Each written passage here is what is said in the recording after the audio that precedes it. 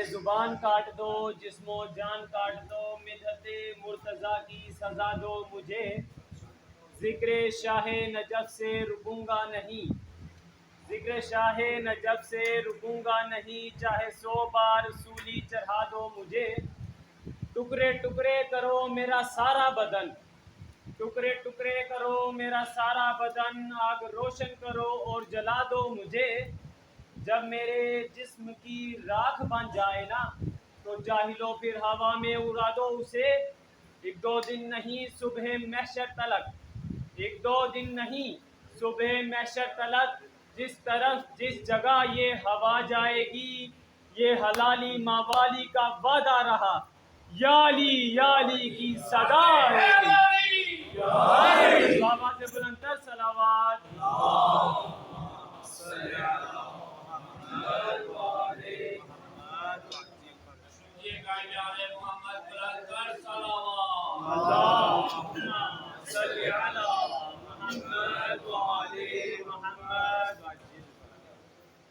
سورہ فاتحہ کی اجتماع سے انداز میں اور اس خاندان کو تمام ہو گئے۔ اهدنا الصراط المستقيم صراط الذين أنعمت عليهم غير المغضوب عليهم ولا الضالين ولم يلد ولم يولد كفوا أحد والله أعلم بالسماء ولم يلد ولم يولد والله أعلم بالسماء ولم يلد ولم يولد كفوا أحد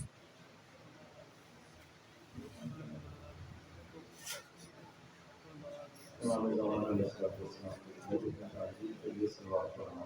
اللہم صلی علی محمد وعلی محمد، اس حدیث کی قبولیت کے لیے بار دیگر بلندر صلوات۔ اللہم صلی علی محمد وعلی محمد، جناب سیدہ کی خوشنودی کے لیے امام حسین کاظم علیہ السلام کی خوشنودی کے لیے شہدائے کربلا، سیران کربلا، شہداء معصومین کی خوشنودی کے لیے پر محمد و آل محمد صلوات۔ اللہم صلی علی محمد وعلی محمد، أعوذ بالله السميع العليم من الشيطان اللعين الرجيم،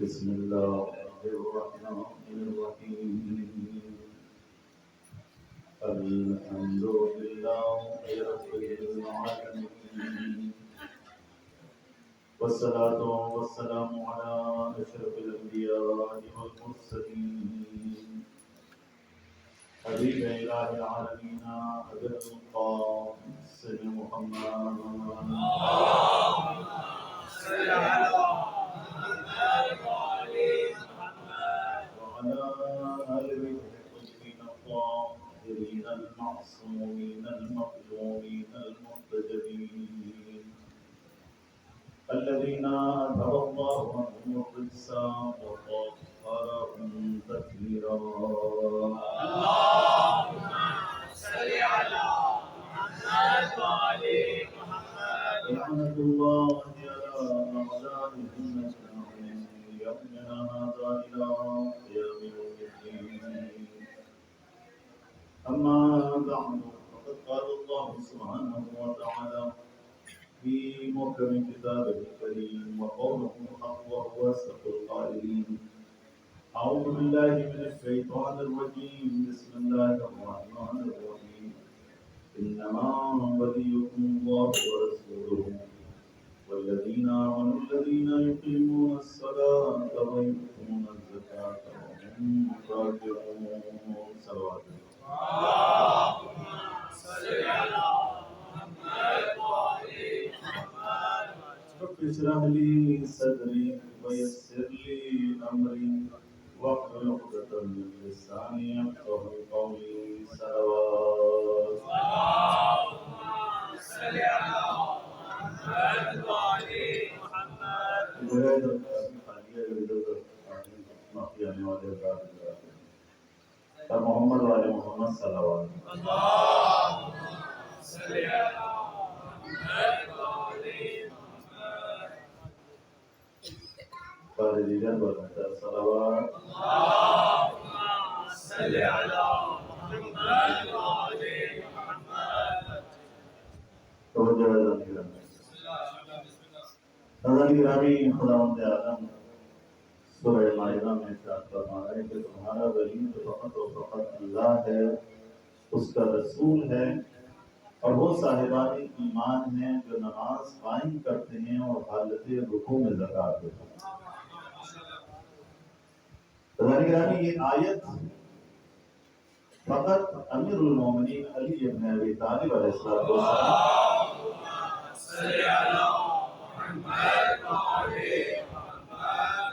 فقط مولا علی کی ولایت پر نازل نہیں ہوئی، بلکہ 12 اماموں کی ولایت کا اعلان اس آیت میں موجود ہے۔ لہذا امام جعفر صادق علیہ السلام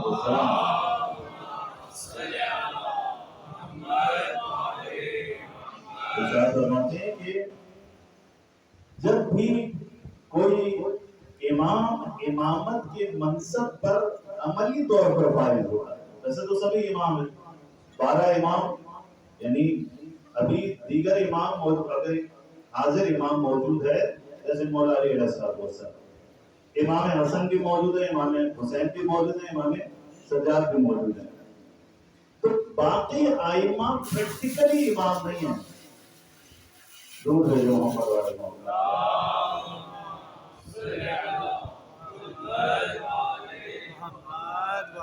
امام ہیں، لیکن قیادت کے عنوان سے، رہبری کے عنوان سے صرف ایک امام ہے، اور وہ کون ہے؟ مولا علی علیہ السلام۔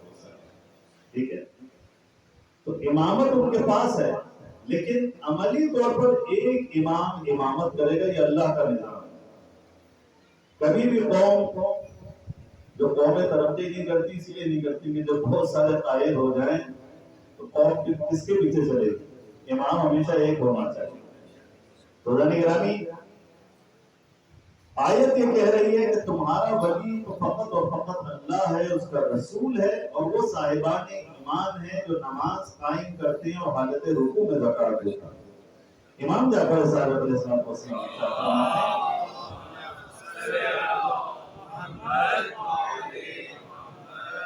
کہ ہر امام کی امامت کے نصب کے وقت، جب ایک امام شہید ہو جاتا ہے، دوسرا امام منصب امامت پر فائز ہوتا ہے عملی طور پر، تو اسی طرح سے وہ امام اللہ کے حکم سے نماز قائم کرتا ہے، حالت رکوع میں جاتا ہے، انگشتر اس کے پاس ہوتی ہے، ویسے ہی وہ سائل جیسے امیر المومنین علیہ السلام سے مانگنے کے لیے آیا تھا، اسی طرح سے وہی سائل اس امام کے پاس اپنی حاجت طلب کرنے کے لیے آتا ہے، اور امام حالت رکوع میں وہی انگشتر اسے دیتے ہیں، اور جبرائیل یہی ندا دیتے ہوئے زمین پر آتے ہیں، انما ولیکم اللہ ورسولہ۔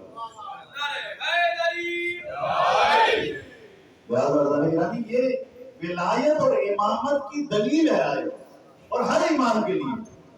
اور وہ انگشتر ظاہر ہے کہ نجاشی کی انگشتر تھی، انگوٹھی تھی، وہ رسول خدا صلی اللہ علیہ وسلم کو ہدیے میں ملی، اور رسول خدا نے امامت کی نشانی کے طور پر مولا علی علیہ السلام کو دی، اور وہاں سے پھر امام حسن اور باقی امام، آج امام مہدی علیہ السلام کے پاس وہ انگشتر موجود ہے۔ درود بھیجو محمد و آل محمد۔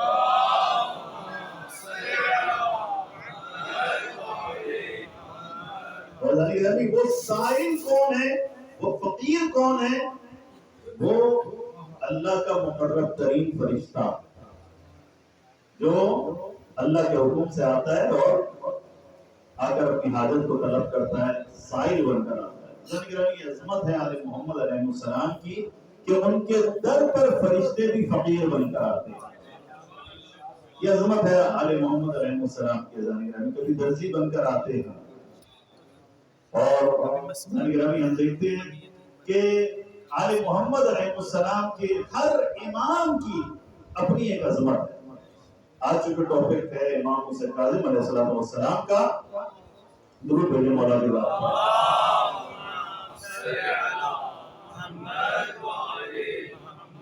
امام حسین کاظم علیہ السلام، آپ دیکھیں، اس بات کو ذہن میں رکھیں کہ امامت ہر امام نے اپنے مرحلے کا کام کیا۔ مولا علی علیہ السلام نے سخت ترین چیلنجز کو دیکھا، مشکل ترین حالات کو دیکھا ہے، لیکن تشیع کی شمع کو بجھنے نہیں دیا۔ یہ مولا علی علیہ السلام نے اس وقت میں کہ جب سب لوگ چھوڑ چکے تھے اور بقول امام جعفر صادق علیہ السلام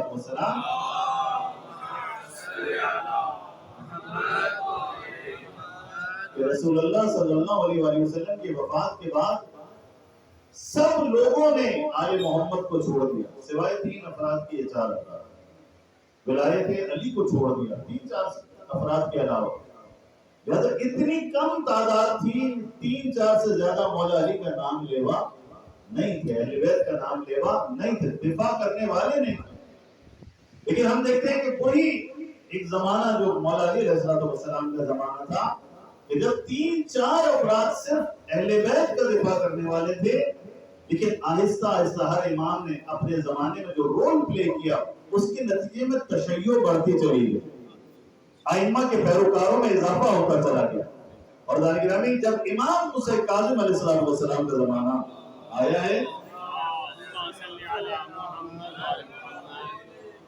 تو تشیع انتہائی طاقتور ہو گئی۔ یہ جو ہم دیکھتے ہیں دار گرامی کہ امام رضا علیہ السلام کو اللہم صلی علی محمد وآل محمد جانشینی کی آفر کی جاتی ہے اور بلکہ مجبور کیا جاتا ہے کہ آپ جانشین مامون بنیں، خلیفہ کے جانشین بنیں۔ رضا نگرانی یہ کیوں روش اپنائی گئی؟ امام کو دھمکی دی گئی کہ اگر آپ اس کو قبول نہیں کریں گے تو آپ کو مار دیا جائے گا، آپ کو شہید کر دیا جائے گا۔ امام نے حالت مجبوری ان حالات میں امام نے اسے قبول کیا اللہ کے حکم سے جو مصلحت خداوندی تھی۔ تو یہ اسٹریٹجی کے باقی 7 اماموں تک ہم دیکھ رہے ہیں کہ مسلسل یا تلوار سے شہید کیا جا رہا ہے یا پھر زہر سے شہید کیا جا رہا ہے، لیکن امام رضا علیہ السلام کو اپنا جانشین بنایا جا رہا ہے۔ یہ کس وجہ سے ذہن گرامی اس وجہ سے تھا کہ مسلسل جو ائمہ کی شہادتیں ہو رہی تھیں، ائمہ کی شہادت کی وجہ سے اہل بیت کی مظلومیت اور زیادہ بربدا ہو جاتی۔ ائمہ اہل بیت علیہ السلام کی شہادتوں کی وجہ سے ائمہ کی محبوبیت میں اور اضافہ ہو جاتا، تشیع کی تعداد اور بڑھ جاتی تھی، بجائے اس کے کہ کم ہو، لوگوں میں اور زیادہ بلبلہ، جوش اور زیادہ تشیع کا شعور اور بصیرت لوگوں کے اندر پیدا ہو جاتی۔ لہذا مامون نے اپنی اسٹریٹجی بدل دی اور اس نے پھر کہا کہ جب اتنی بڑی تعداد میں شیعہ مسلسل بڑھتے چلے جا رہے ہیں اور آج بہت بڑی تعداد میں ہیں، تو اگر میں امام رضا علیہ السلام کو ایسے ہی شہید کروں گا تو نتیجتاً میرے خلاف کہیں انقلاب نہ آ جائے۔ لہذا امام کو اپنے محل میں جگہ دی تاکہ جو انقلابی لوگ ہیں، جو انقلابی سوچ رکھتے ہیں، جو امام رضا علیہ السلام کے چاہنے والے ہیں، تاکہ ان کے جذبات ٹھنڈے پڑ جائیں اور وہ امام رضا علیہ السلام سے دور ہو جائیں۔ چونکہ آپ دیکھیں جب محل میں کوئی بندہ پہنچتا ہے، ابھی آپ مثلا آپ کے جذبات کسی کی نسبت سے کچھ اور ہوں گے جب تک وہ حکومت میں نہیں، لیکن جب وہ حکومت میں آ جائے تو آپ کے جذبات کیا ہوں گے؟ بدل جائیں گے نا۔ ایک شخص جو ظالم بادشاہ سے مقابلہ کر رہا ہو، آپ ایک شیعہ کی حیثیت سے آپ کے جذبات کیا ہوں، لیکن اگر وہی شخص محل میں چلا جائے ظالم کے، آپ کے جذبات کیا ہوں؟ اپنے اوپر رکھ کر سوچیے۔ تو یہ مامون کی اسٹریٹجی ہے۔ رضا گرامی کیوں یہ اسٹریٹجی اپنائی اس نے؟ یہ اسٹریٹجی حکمت عملی اس وجہ سے تھی تاکہ تشیع سے مقابلہ کیا جائے، تشیع کے جذبات کو ٹھنڈا کیا جائے۔ تعداد بہت بڑھ چکی اور یہ رضا گرامی امام موسیٰ کاظم علیہ السلام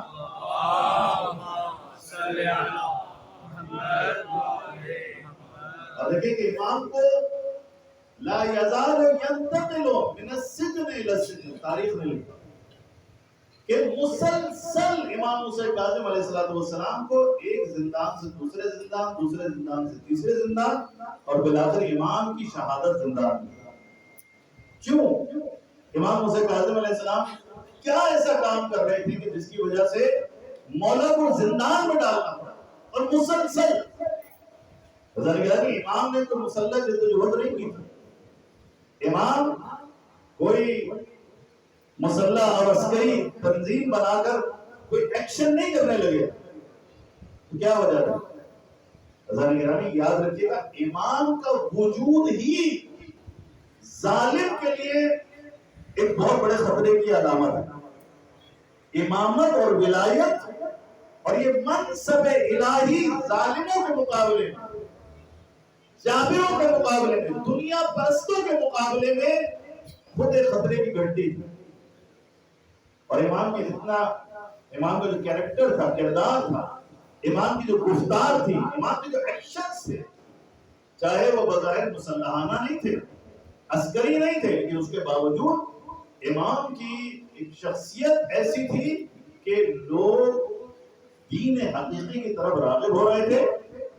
اور بنو امیہ اور بنو عباس کا زمانہ تھا، بنو عباس کے بادشاہوں کے خلاف لوگوں کے رجحانات بڑھتے چلے جاتے۔ یاد رکھیے گا، آج ہمارے زمانے میں کبھی کبھار ہمارے بچے بھی سوچتے ہوں کہ بھائی ہم تو ماتم کرتے ہیں، ہم روتے ہیں، ان کو کیا پریشان ہے؟ سینہ ہم پیٹتے ہیں، آنسو اپنے بہاتے ہیں بھائی، خرچہ ہم کرتے ہیں، تبرک ہم تقسیم کرتے ہیں، لاکھوں کروڑوں روپے ہم خرچ کرتے ہیں، پریشانی ان کو کیا ہوگی؟ ہمیں پریشانی ہوگی، کیوں؟ اس لیے کہ خود اس مجلس سے عزا کو برپا کرنا یزیدیت کو بربلا کرنا، خود آپ کا وجود، آپ کا ایکٹ اور ایکشن جو آپ انجام دیتے ہیں یزید کے مقابلے میں، گرامی، یہ آپ کا رونا امام حسین کے مقاصد کو زندہ کرتا ہے، یزیدیت کے پرچم کو سرنگوں کرتا ہے، یزیدیت کو برملا کرتا ہے، لوگوں کے اندر انقلابی فکر ڈیولپ ہوتی ہے، لوگوں کے اندر احساسات و جذبات بھڑکتے ہیں، اور وہ حرارت جو اللہ نے ہر مومن کے دل میں امام حسین علیہ السلام کی عشق کی وہ جو جلائی ہے، وہ کیا ہوتی ہے؟ وہ شوراور ہوتی چلی جاتی ہے۔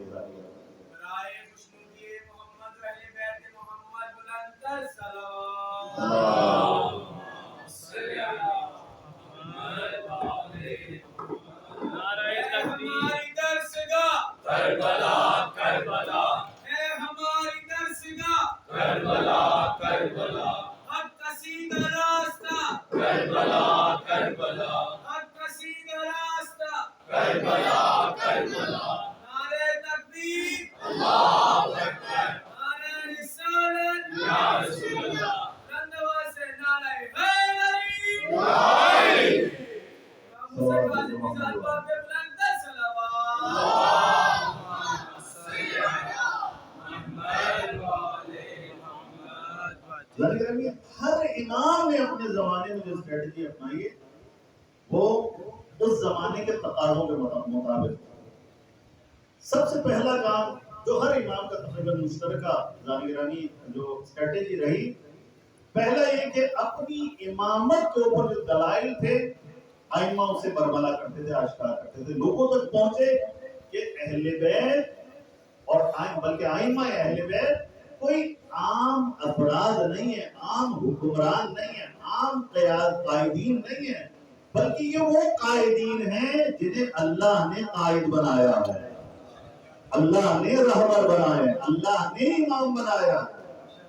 یہ عام انسانوں سے مختلف ہے، ان کے اختیارات، ان کا علم، ان کی فضائل عام لوگوں سے مختلف ہے۔ توجہ ہے ذرا، لہذا جب اللہ اپنی ولایت عطا کرتا ہے امام معصوم کو، تو یاد رکھیے گا ولایت جیسے تقسیم کی گئی ہے، ولایت تشریعی بھی ہے اور ولایت تکوینی بھی ہے۔ اور توجہ کرنا ہے، اللہ دونوں ولایتیں عطا فرماتا ہے۔ یہ تو کہا گیا انما ولیکم اللہ ورسولہ، کہ اللہ ولی ہے، رسول ولی ہے اور امام ولی ہے۔ تو اللہ کے پاس ولایت تکوینی بھی ہے، ولایت تشریعی بھی ہے۔ ولایت تشریعی کیا ہے؟ ولایت تشریعی یعنی شریعت اور قانون بنانے کا اختیار صرف اللہ کو، قانون نافذ کرنے کا اختیار صرف اللہ کو۔ عام انسانوں پر کوئی اپنا قانون نافذ نہیں کر سکتا. کون کر سکتا ہے؟ وہ کر سکتا ہے جس نے انسان کو بنایا ہے. جو خالق ہے وہی قانون گزار بھی ہے. جو خالق نہیں ہے وہ قانون گزار بھی نہیں ہو سکتا. ناجائز ہے اس کا قانون بنانا. اس لیے خدا حق رکھتا ہے قانون بنائے بھی اور قانون کو نافذ بھی کرے. اب اللہ ظاہر ہے کہ جو اپنے کام کرتا ہے وہ کس وسیلے سے کرتا ہے. اللہ کا ایک دستور ہے، ایک ضابطہ ہے، ایک سنت ہے، اور وہ یہ ہے کہ اللہ اپنے تمام امور وسائل کے ذریعے سے انجام دیتا ہے، وسیلے کے ذریعے سے انجام دیتا ہے. تو وسیلہ فقط آپ کو قبول نہیں ہے، سب سے پہلے اللہ کو قبول ہے. ٹھیک ہے نا؟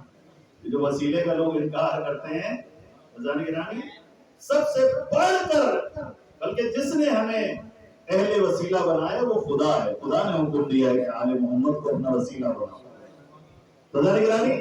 اللہ وسیلوں کے ذریعے سے امور کو انجام دیتا ہے. بارش برساتا ہے وسیلے کے ذریعے سے. وسیلہ کون ہے؟ میکائیل. ٹھیک ہے. قیامت برپا ہوگی اسرافیل کے سور سے. ٹھیک ہے نا؟ وہ پھونکیں گے اور کیا ہوگا؟ قیامت برپا ہوگی. بارش برستی ہے فرشتوں سے، فرشتوں کے وسیلے سے. اللہ تمام امور ملک الموت کے ذریعے سے، اللہ اسرائیل کے ذریعے سے کیا کرتا ہے؟ روح کو قبض کرتا ہے. وسیلہ ہے نا. اللہ ڈائریکٹ بھی یہ کام کر سکتا ہے لیکن اللہ ڈائریکٹ نہیں کر رہا بلکہ وسیلے کے ذریعے سے کر رہا ہے. تو اسی طرح سے اپنے تمام امور کے لیے اللہ نے ہر کسی کو وسیلہ بنایا ہے جس کی جو اہلیت ہے اس کے مطابق. اب جس کی سب سے زیادہ اہلیت ہے تو اللہ نے اسے سب سے اہم ترین کام دیا ہے اور وہ کیا ہے؟ ہدایت کا کام. ہدایت اہم ترین کام ہے. تو اللہ نے وہ اپنے انبیاء کو عطا فرمایا ہے اور ان کے اوصیاء کو عطا فرمایا ہے. درود بھیجو محمد والے محمد.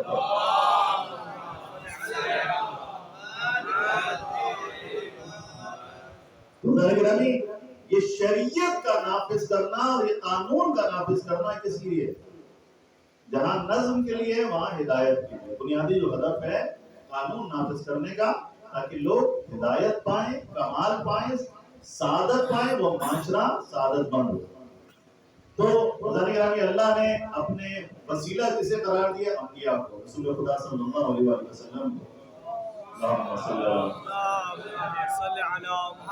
اور 12 امام وسیلہ ہیں قانون الہی کے نفاذ کا. اور دوسری ولایت کیا ہے؟ ولایت تکوینی. ولایت تکوینی یعنی کنٹرول، کائنات کے اوپر کنٹرول. کائنات کے ذرے ذرے پر جس چیز پر اللہ کا اختیار ہے وہ ولایت تکوینی کہلاتی ہے. اب یہ اللہ کے پاس ولایت تکوینی ہے. اللہ اپنی ولایت، جیسے ولایت تشریع اس نے امام کو عطا کی، اسی طرح سے اپنی ولایت تکوینی بھی امام کو عطا کی. یہ توجہ ہے یا نہیں؟ یہ ولایت تکوینی کیا ہے؟ کائنات کے اوپر کنٹرول. جیسے میرا اپنے بدن کے اوپر کنٹرول ہے یا نہیں؟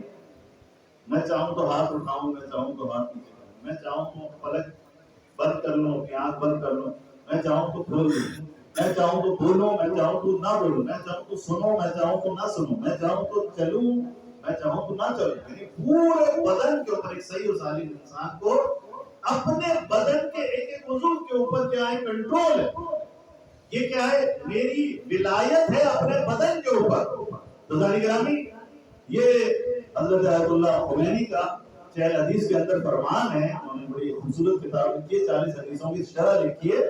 اس میں انہوں نے یہ بات کی کہ جیسے ایک انسان کو اپنے بدن پر کنٹرول ہوتا ہے ایسے ہی محمد والے محمد کو پوری کائنات پر کنٹرول حاصل ہے. آواز بلند ترین صلوات.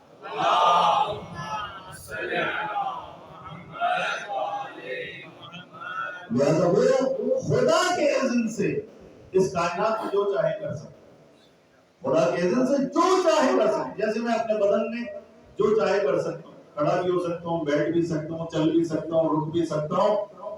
یہ جو کنٹرول مجھے اپنے بدن کے اوپر حاصل ہے خدا کے اذن سے. اور یہ جو مجھے بدن پر کنٹرول حاصل ہے یہ بھی باذن اللہ ہے. اگر اللہ نہ چاہے تو میرے پاس کنٹرول نہ ہو اپنے بدن کا. اور آپ نے دیکھا آج لوگ جو ہوتے ہیں ان کے پاس کنٹرول نہیں ہوتا. بعض لوگ سال ہر سال ہاسپٹل میں بے سود پڑے ہوتے ہیں, حتیٰ پلک بھی نہیں جھپک سکتے. ان کا کنٹرول نہیں ہے ان کے اعصاب کے اوپر. اللہ اذن دیتا ہے. اسی طرح سے کائنات کے اوپر تصرف کا بھی اختیار اللہ عطا فرماتا ہے. کسے؟ اپنے نبی کو اور ان کی آل کو. صلوات علی محمد و علی محمد.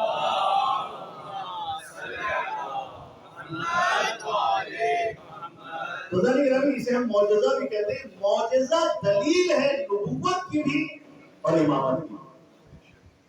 لہذا امام موسیٰ کاظم علیہ السلام کے متعلق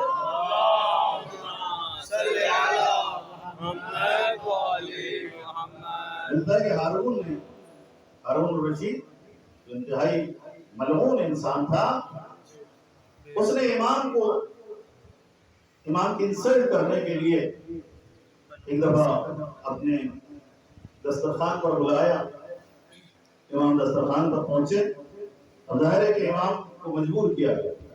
جو ہم سنتے ہیں نا کہ بھئی امام دسترخوان پر پہنچے یا امام محل میں گئے, بادشاہ کے پاس گئے, یہ ائمہ کی ان حالات میں مجبوریاں تھیں. ٹھیک ہے, کیونکہ ائمہ کو اللہ نے حکم کیا دیا تھا, آپ نے معجزہ نہیں دکھانا ہر جگہ, آپ نے اپنی ولایت تکوینی کا اظہار نہیں کرنا. اگر ائمہ اپنی ولایت تکوینی کا اظہار کرنا چاہتے تو کس بادشاہ کی ضرورت تھی کہ وہ امام موسیٰ کاظم کو اپنے پاس بلائے اور مجبور کرے؟ کسی کی طاقت نہیں تھی. رضانی گرامی, لہذا بہرحال ظاہری جیسے اسباب مسببات جیسے عام لوگ زندگی گزارتے ہیں, ایسے ہی ہر امام اللہ کے حکم سے عام زندگی گزارتے ہیں. لہذا مجبور ہوئے اور دسترخوان پر پہنچے. وہاں پر ہارون الرشید کا جو مقصد تھا امام کو بلانے کا کوئی احترام کرنا یا تکریم کرنا نہیں تھا, بلکہ امام کی توہین کرنے کے لیے امام کو بلایا. وہاں ایک جادوگر کو بلایا. جادوگر سامنے کھانا رکھا اور امام سے کہا کہ آپ بسم اللہ کریں. روٹیاں سامنے رکھی تھی. اب جیسے ہی امام موسیٰ کاظم علیہ السلام نے روٹی کو کھانا چاہا تو جادوگر نے جادو چلایا اور مولا دیکھتے ہیں کہ روٹی اڑ کر کہیں اور چلے جاتی. ہارون الرشید ہنسنے لگتا ہے, تمسخر کرنے لگتا ہے, مولا کا مذاق اڑانے لگتا ہے. پھر مولا دوبارہ سے روٹی اٹھانے کی کوشش کرتے ہیں. روٹی اڑ کر دوبارہ سے دوسری جگہ چلی جاتی ہے.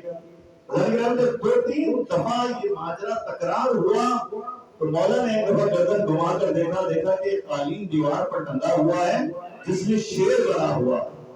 اللہ اکبر.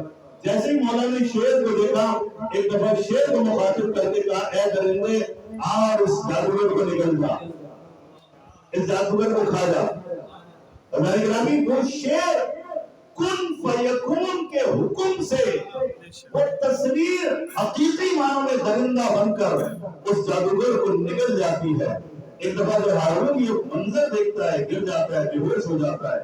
جب ہوش میں آتا ہے تو امام سے کہتا ہے کہ وہ جادوگر کہا گیا.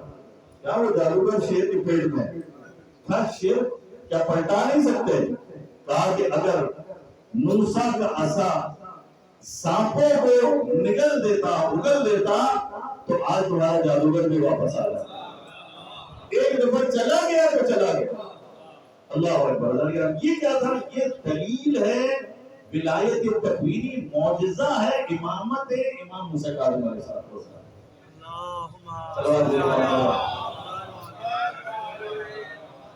اور یاد رکھیے گا یہ جادو میں کیا ہوتا ہے, بعض دفعہ نظر بندی ہوتی ہے اور وہ حقیقت جو معجزے کے اندر ہوتی ہے وہ جادو کے اندر نہیں. اور یہی وجہ ہے کہ جب حضرت موسیٰ نے اپنا عصا پھینکا وہ حقیقی معنوں میں اژدہا بن گیا. اسی لیے سارے جادوگر کیا ہو گئے تھے, سجدے میں گر گئے, کیونکہ ان کو پتا تھا کہ یہ جادو نہیں ہے, یہ معجزہ ہے. تو وہ شیر بھی ذالک گرامی حقیقی معنوں میں شیر بنا اور وہ جادوگر کو نکل گئے. ذالک گرامی زندان میں جب امام موسیٰ کاظم علیہ السلام صلوات اللہ امام موسیٰ کاظم کو بدنام کرنے کے لیے جب کسی کنیز کو بھیجا جاتا ہے اور وہ کنیز جا کر مولا کی خدمت میں پہنچتی ہے تو بدنام زمانہ خاتون ہوتی ہے تو دیکھتی ہے کہ مولا سجدے سے سر نہیں اٹھا، مولا مسلسل تسبیح خدا میں مشغول، مسلسل نمازوں میں مشغول. اللہ اکبر. اللہ نگرانی بڑا ٹائم گزر جاتا ہے زندان میں، پھر کسی کو بھیجا جاتا ہے کہ جا کر دیکھو کہ وہ خاتون کیا کر رہی ہے. امام موسیٰ کاظم علیہ السلام کس حال میں ہے. تو جب زندان بان آتا ہے اور آ کر دیکھتا ہے تو کیا دیکھتا ہے کہ مولا کی سبوح قدوسم کر رہے ہیں اور یہ کنیز بھی سجدے میں سبوح قدوسم کر رہے ہیں. اللہ اکبر. اس کنیز کو بلایا جاتا ہے، ہارون رشید بلاتا ہے اور پوچھتا ہے کہ بھئی تمہیں تو کسی اور کام کے لیے بھیجا گیا تھا، امام کو ڈسٹرب کرنے کے لیے بھیجا گیا تھا، بدنام کرنے کے لیے نعوذ باللہ بھیجا گیا تھا، تم تو خود بھی عبادت میں مشغول ہو گئے، آخر بات کیا ہے؟ وہ کہتی ہے کہ واللہ جب میں زندان میں پہنچی ہوں تو میری عجیب کیفیت ہوئی. میں نے دیکھا کہ یہ موسیٰ ابن جعفر جب تسبیح خدا کرتا تھا تو ایسا لگتا تھا کہ در و دیوار سے تسبیح کی آوازیں آ رہی ہیں. مجھے لگتا تھا آسمان زمین چرند پرند سب تسبیح کر رہے ہیں اور میری جو کیفیت تم دیکھ رہے ہو کہ وہ لرز رہی تھی، کانپ رہی تھی، عجیب اس کے چہرے پر ایک خشوع اور تزلم کے آثار تھے. وہ کہتی ہے جو میری حالت دیکھ رہے ہو یہ اسی تسبیح کا نتیجہ ہے اور اب مجھے دنیا میں کوئی چیز اچھی نہیں لگتی، کوئی چیز اچھی نہیں لگتی، میں صرف خدا کی عبادت کرنا چاہتی ہوں. کہا کہ تمہاری یہ کیفیت کیوں ایسے ہو گئے؟ کہا کہ جب میں زندان میں پہنچی اور میں نے تسبیح دیکھی اور امام موسیٰ کاظم علیہ السلام کو دیکھا کہ مسلسل سجدے اور تسبیحات میں مشغول ہیں. ایک دفعہ انہوں نے سر اٹھایا، میری طرف متوجہ ہوئے تو میں نے ان سے کہا کہ آقا میرے لائق کوئی خدمت. تو ایک دفعہ امام موسیٰ کاظم علیہ السلام نے دیوار کی طرف اشارہ کیا. اب جو میں نے دیوار کی طرف دیکھا، کیا دیکھا کہ جنت کا سما ہے، باغ ہے، نہریں ہیں، حور و غلمان ہیں، عجیب منظر ہے. میں نے آج تک ایسا منظر نہیں دیکھا. میرے مولا امام موسیٰ کاظم علیہ السلام نے جب وہ منظر دکھایا تو پھر اس کنیز سے کہا کہ ہارون رشید سمجھتا ہے کہ ہمارے پاس کچھ نہیں ہے، ہمارے پاس کچھ نہیں ہے اور یہ ہمیں اس طرح سے چاہتا ہے کہ بدنام کرے. ہمیں اللہ نے بہت کچھ عطا فرمایا. ایک دفعہ ہارون رشید جب اس ماجرے کو سنتا ہے تو اس کنیز سے کہتا ہے کہ تو نے ہو سکتا ہے خواب دیکھا. وہ کہتی نہیں میں نے خواب نہیں دیکھا، یہ حقیقت تھی. بس ہارون رشید اسے حکم دیتا ہے کہ تم نے اس ماجرے کو کہیں بیان نہیں کرنا. اللہ اکبر. بزرگ گرامی یہ ماجرا دلیل ہے اور یہ مستند ہے. یہ ماجرا دلیل ہے امامت و ولایت امام موسیٰ کاظم اور ہر امام کے معجزے ہیں، ہر امام کے معجزے ہیں. یہ ولایت تکوینی ہے جو اللہ اپنے امام کو عطا فرماتا ہے، صاحب ولایت کو عطا فرماتا ہے. تو درود بھیجیے محمد وعلی محمد.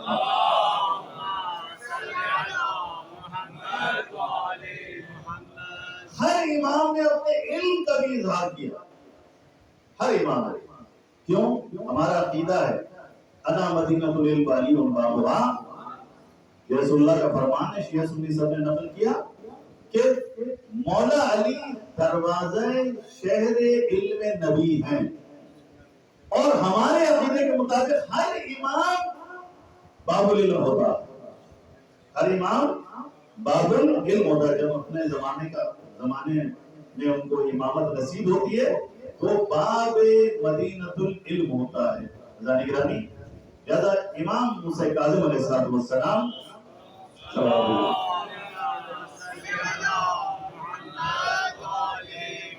ایک واقعہ میں واقعہ بیان کرتا ہوں امام موسیٰ کاظم کی بچپنے میں. امام موسیٰ کاظم 5 سال کے. امام ابو حنیفہ جو ہمارے برادران اہل سنت کے سب سے بڑے امام اور ان کے بارے میں اس سے بڑھ کر اور کیا بات ہوگی کہ تقریباً 80% اہل سنت دنیا بھر کے اندر امام ابو حنیفہ کے متعلق ہیں. اور آپ سب کو پتہ ہے کہ امام ابو حنیفہ امام جعفر صادق کے شاگرد ہیں. سلوات پڑھیں.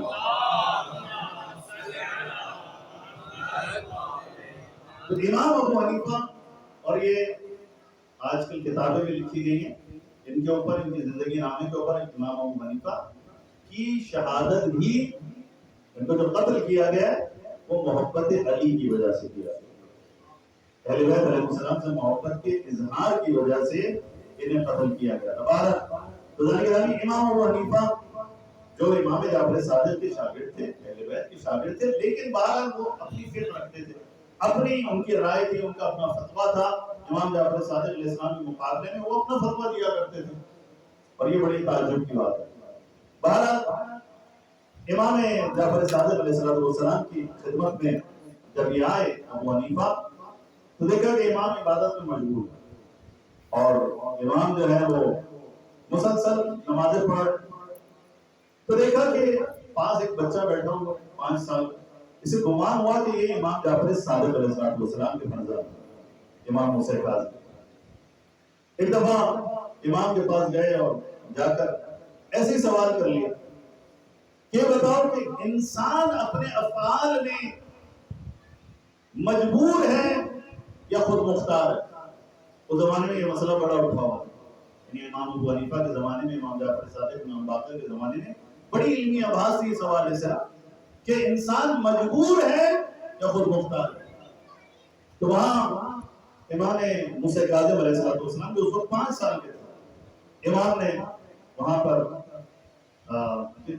فرمایا کہ یہ بتاؤ کہ دیکھو انسان اپنے افعال میں 3 حالتوں سے خالی نہیں.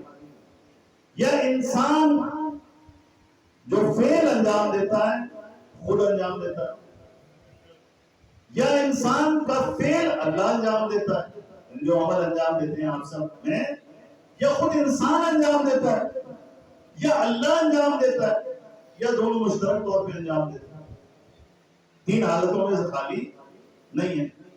تو امام فرماتے ہیں کہ دیکھو اگر انسان کا عمل خدا انجام دیتا ہو تو مجھے بتاؤ قیامت میں اگر اللہ عذاب نازل کرنا چاہے گا کسی انسان پر تو وہ کس دلیل کی بنیاد پر عذاب نازل کرے گا؟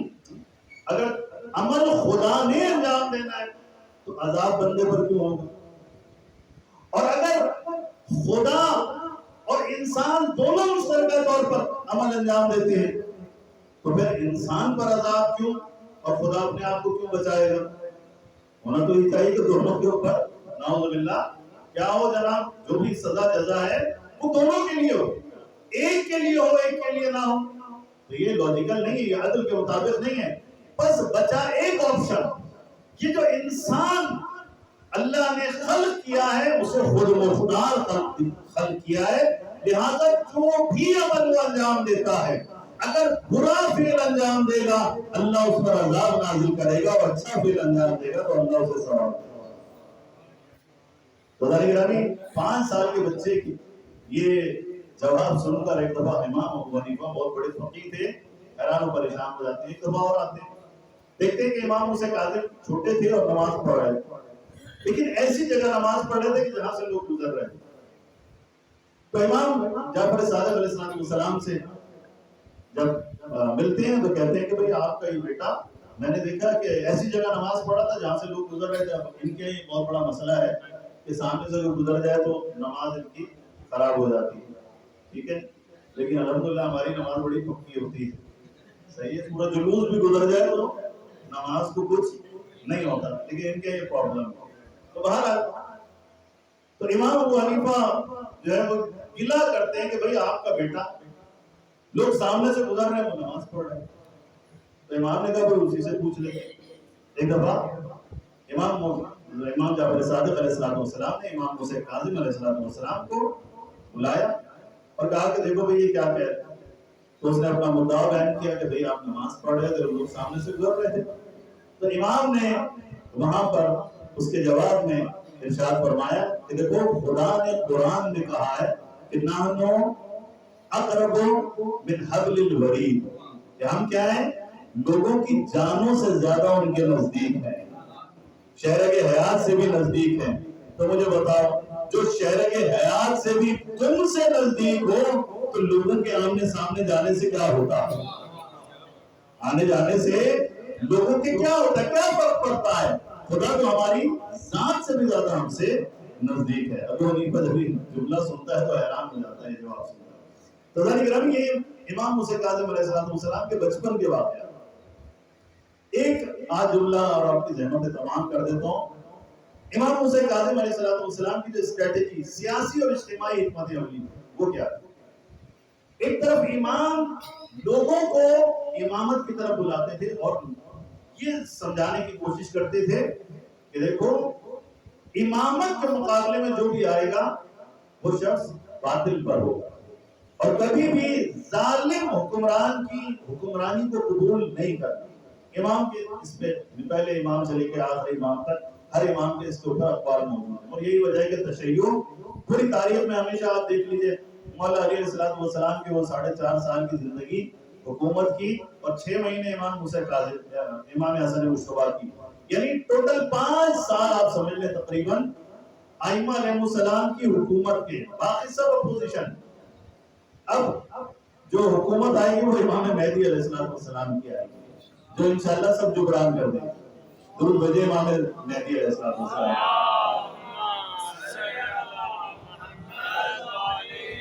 تو امام موسیٰ کاظم علیہ السلام نے ایک دفعہ صفوان جمال کے جو مولا کا بہت چاہنے والا تھا, مولا کے شاگردوں میں سے تھا, مولا نے ایک دفعہ اس کو بلایا اور کہا کہ اونٹوں کا کاروبار کرتا تھا. مولا نے اس کو بلایا اور بلا کر کہا کہ میں نے سنا کہ تم نے ہارون الرشید کو اپنے اونٹ کرائے پر دی. وہ سمجھ جاتا ہے ہاں مولا دیے ہیں لیکن حج کے لیے دیے, میں نے جنگ کے لیے نہیں دیے, کسی اور کام کے لیے دی, ایک نیک کام کے لیے, عبادت کے لیے دی.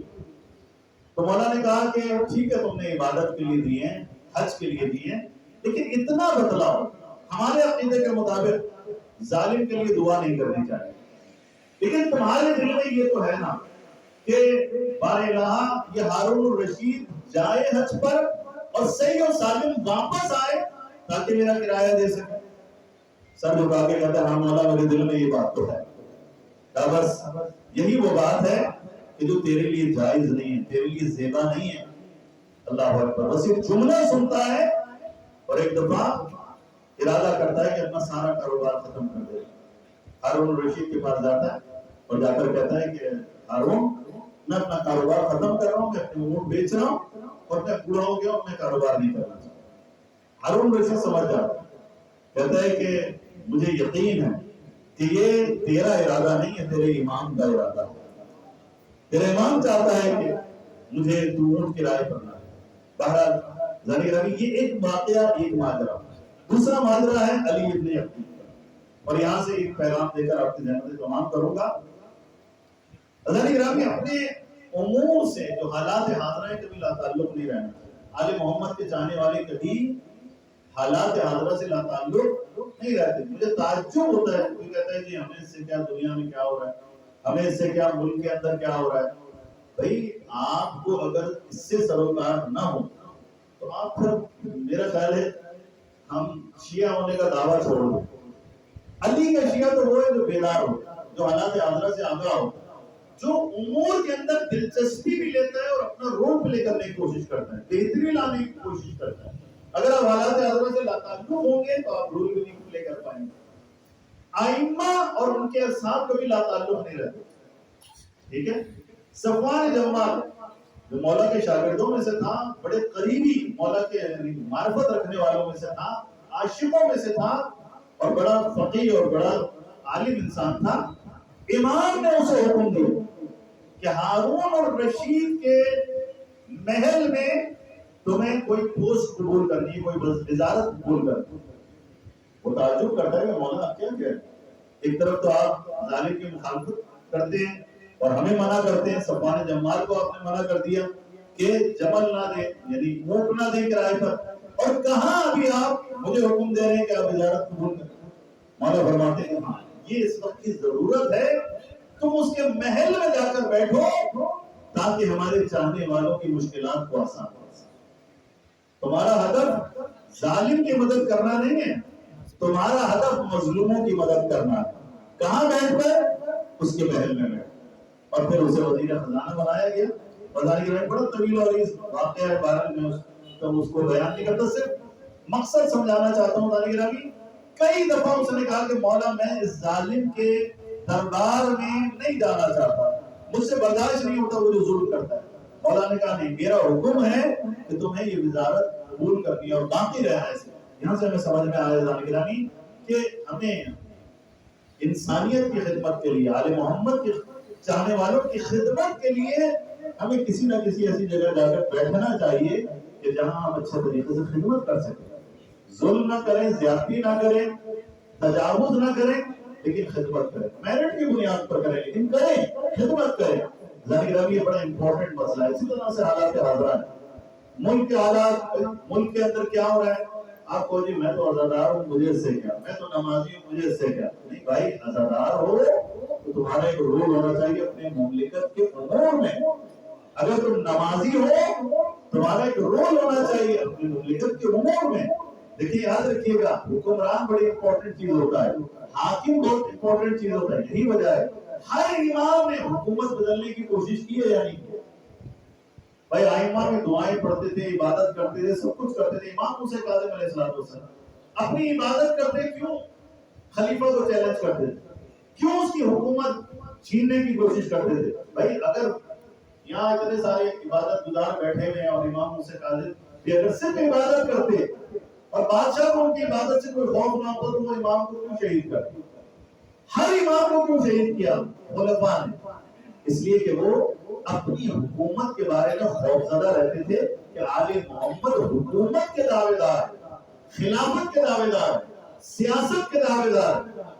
تو ذرا گرامی یہ حکومت اتنی امپورٹنٹ ہے کہ ائمہ کو حکم تھا کہ آپ کے پاس آپ کو کوشش کرنی ہے کہ حکومت آپ کے اختیار میں ہو تاکہ عدل الہی کا نفاذ ہو سکے، عدل و انصاف قائم ہو سکے۔ ہر نبی کو یہ حکم تھا۔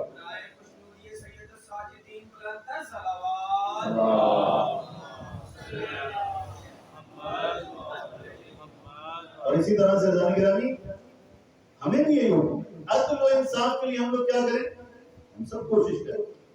کون آئے گا؟ امام زمانہ علیہ السلام آ کر کیا کریں گے بھائی؟ عدل و انصاف کی حکومت قائم کریں گے۔ تو غیرت امام زمانہ میں ہمیں کیا کرنا چاہیے؟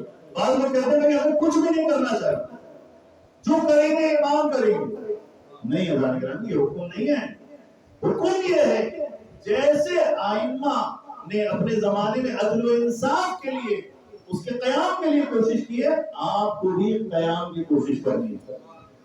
اور جس مقصد کے لیے امام زمانہ آئیں گے ان کے راستے کو صاف کرنا ہے، ان کے راستے میں جو پڑے ہوئے کانٹے ہیں اسے صاف کرنا ہے، عدل و انصاف کی کوشش کرنی ہے، لوگوں کی اصلاح کی کوشش کرنی ہے۔ مجھے تعجب ہوتا ہے، لوگ کہتے ہیں کہ ہماری کوئی ذمہ داری نہیں۔ اب تو بعض میں کیا کہوں اہل منبر بھی اس طرح کی احمقانہ باتیں کرتے ہیں، لوگوں کو سست کرتے ہیں، لوگوں کو غیر ذمہ دار بناتے ہیں۔ بھائی امر بالمعروف نہی عن المنکر واجب ہے یا نہیں ہے؟ مجھے بتائیے۔ جب واجب ہے فروعات دین میں سے ہے تو پھر امر بالمعروف نہی عن المنکر کیا ہوتا ہے؟ یہی ہوتا ہے نا کہ بھائی ظالم کی مخالفت کرنی ہے، مظلوم کی حمایت کرنی ہے، برائی کی مخالفت کرنی ہے، اچھائی کی حمایت کرنی ہے۔ امام حسین علیہ السلام نے کیا ارشاد فرمایا تھا کہ میں یزید کے خلاف نکل رہا ہوں، کیوں نکل رہا ہوں؟ امر بالمعروف نہی عن المنکر کرنے کے لیے۔ امام کا پورا قیام، یعنی واقعی کربلا امام کا پورا یہ قیام بھائی کس کے لیے؟ امر بالمعروف نہی عن المنکر کے لیے تھا۔ تو ذرا گرامی امام زمانہ آ کر کیا کریں گے؟ امام زمانہ بھی امر بالمعروف نہی عن المنکر کریں گے اور پوری دنیا میں منکرات کا خاتمہ کریں گے اور معروفات کو عام کریں گے، نیکیوں کو پھیلا دیں گے، بدیوں کو ختم کر دیں گے، مظلوم کی حمایت کریں گے، ظالم کی مخالفت کریں گے۔ تو غیبت امام زمانہ میں کیا امر بالمعروف نہی عن المنکر ہم پر سے اٹھ گیا؟ جو ہم کہیں گے ہماری کوئی ذمہ داری نہیں، ہماری بھی ذمہ داری ہے۔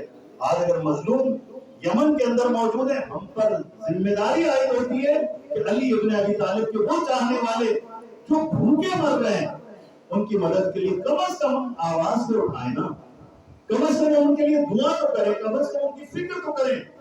اور آل محمد کے چاہنے والے عراق میں موجود ہے، ابھی شام میں موجود ہے، دنیا بھر کے اندر، حتیٰ انسانیت کا درد آپ کے اندر ہونا چاہیے، مسلمانوں کا درد آپ کے اندر ہونا چاہیے۔ یہ ہمیں ائمہ نے سکھایا، یہ ہمارے اوپر واجب ہے۔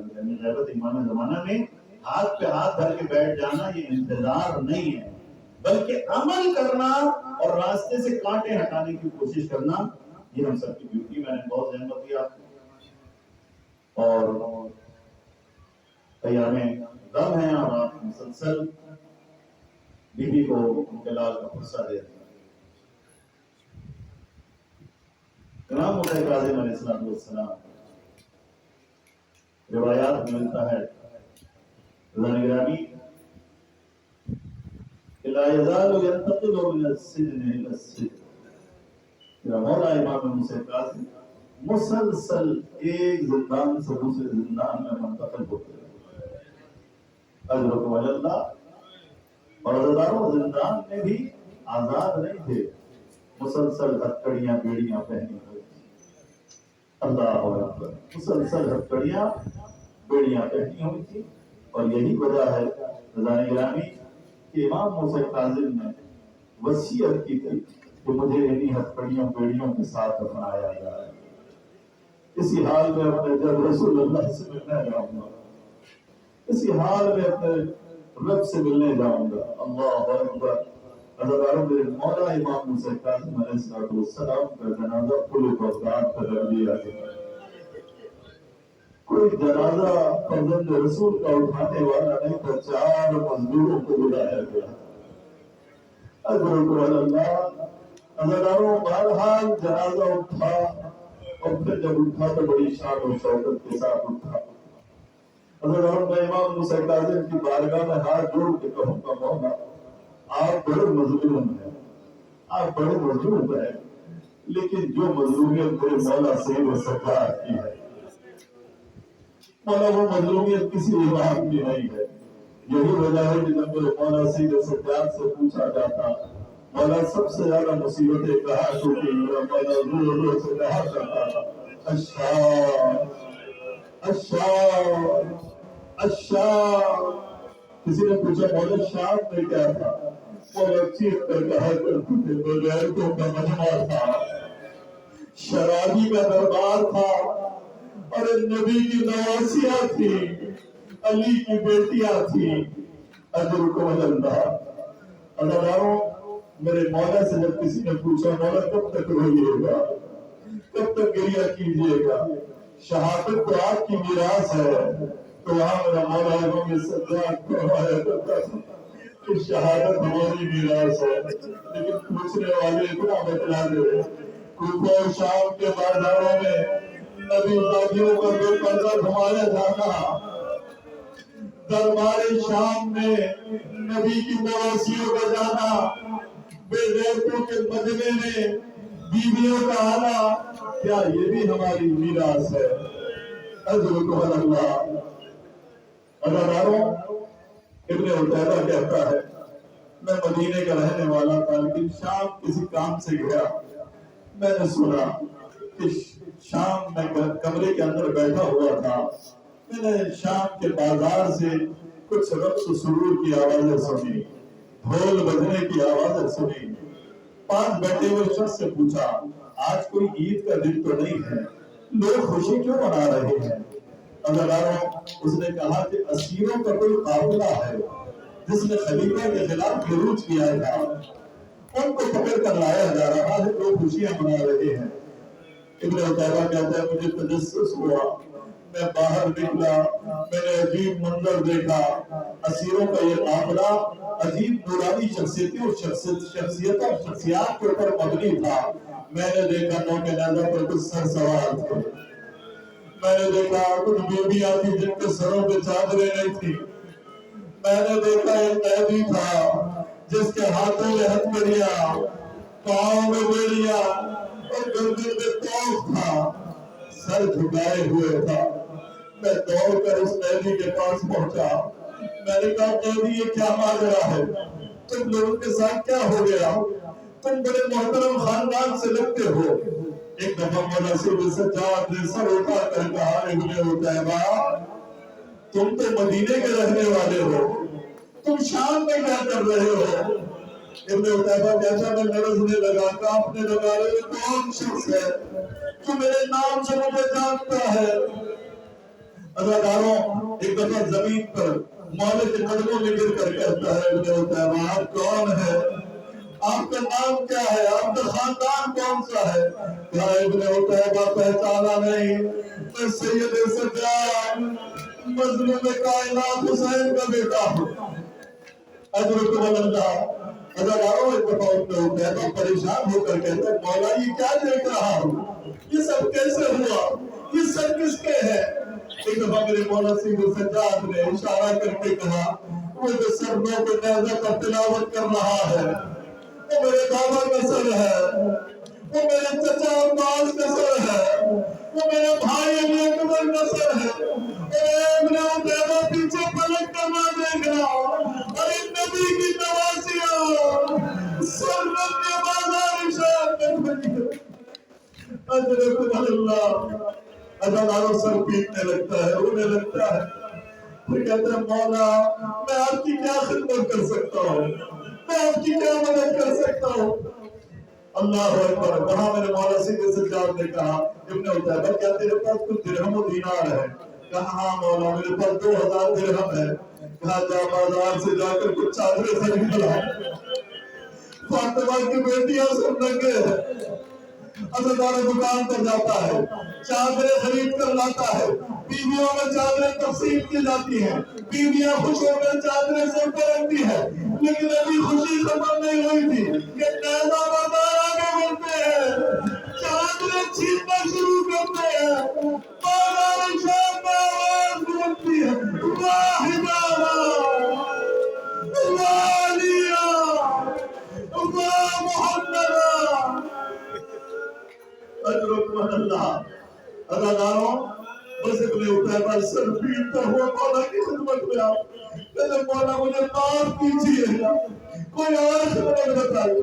مولا کہتے کتنے پیسے بچے ہیں؟ کہتے 1000 درہم بچے ہیں۔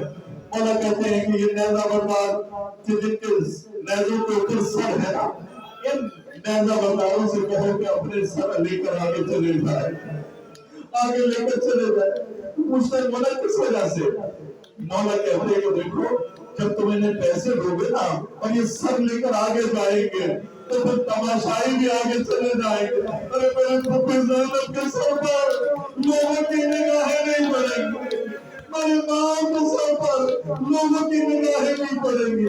حضرت ابن عتیبہ کہتا ہے اتنے میں میں نے دیکھا کہ ایک شخص جس نے جھولی میں پتھر رکھے ہوئے تھے ایک پتھر اٹھاتا ہے، امام حسین کی پیشانی کا نشانہ لیتا ہے، اب تو پتھر مارتا ہے اور فرزند رسول کی پیشانی سے خون بہنا شروع ہو جاتا ہے۔ ابن عتیبہ کہتے مجھ سے برداشت نہ ہوا، میں نے شمشیر نکالی، اس ملعون کو قتل کرنے لگا تھا۔